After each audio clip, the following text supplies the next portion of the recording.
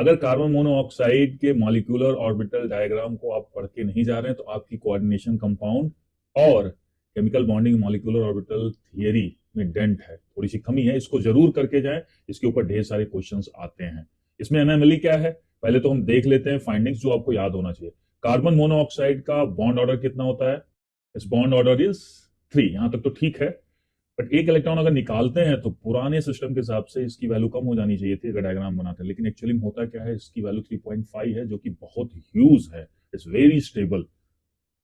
इसके बाद एक बहुत बड़ा fact, homo means highest occupied molecular orbital and lowest unoccupied, मतलब जो सबसे भरा हुआ है होमो एंड जो खाली है लूमो। इन्हीं के बीच इलेक्ट्रॉन जब ट्रांजिशन होता है तो उसके कलर हमें दिखाई पड़ते हैं उस कंपाउंड के। कार्बन मोनोऑक्साइड कलरलेस होता है, इसका सबसे बड़ा रीजन यही है कि होमो और लूमो, ये एसएसएन रीजनिंग में क्वेश्चन आ सकता है।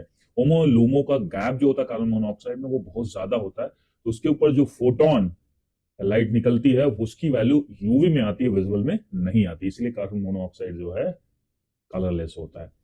कार्बन मोनोऑक्साइड बहुत ही कॉमन लिगेंड है, आप पढ़ोगे कोऑर्डिनेशन हम ढेर सारे कॉम्प्लेक्सेस पढ़ते हैं। कार्बन मोनोऑक्साइड में जो डोनर एटम होता है कार्बन होता है, ऑक्सीजन नहीं होता। ये क्यों होता है आगे इसको हम देखेंगे इसके मॉलिक्यूलर ऑर्बिटल डायग्राम में। Donor atom is what? Carbon. क्योंकि जो हाईएस्ट ऑक्युपाइड मॉलिक्यूलर ऑर्बिटल है that is having more nature there, that is having carbon's nature more than oxygen nature, क्योंकि हाईएस्ट ऑक्युपाइड मॉलिक्यूलर ऑर्बिटल है और carbon की electronegativity कम है, oxygen की ज्यादा है, तो ऑक्सीजन के जो ऑर्बिटल्स होंगे relatively they are closer to the nucleus और कार्बन के ऑर्बिटल न्यूक्लियस से दूर होंगे।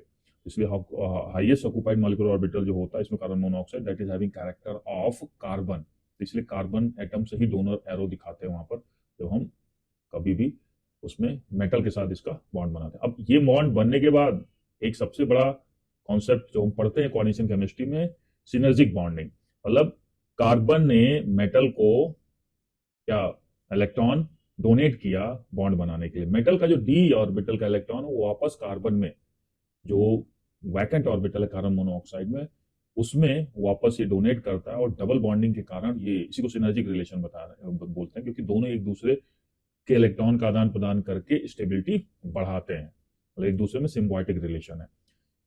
और वो जो इलेक्ट्रॉन वापस आता है कार्बन मोनोऑक्साइड में वो लूमो में आएगा। लूमो क्या है भाई? LUMO is lowest unoccupied molecular orbital, जो मॉलिक्यूलर ऑर्बिटल सबसे खाली है उसका, और वो एंटी बॉन्डिंग नेचर होता है। तो ये जब वापस मेटल से कार्बन मोनोऑक्साइड की तरफ आता है, ये इस बॉन्ड को स्ट्रॉन्ग करेगा, मेटल और कार्बन के बीच के बॉन्ड स्ट्रॉन्ग होगा। बट जो कार्बन और ऑक्सीजन, ये जो कार्बन और ऑक्सीजन के बीच के बॉन्ड हैं वो कम हो जाती है क्योंकि एंटी बॉन्डिंग बढ़ रहा है।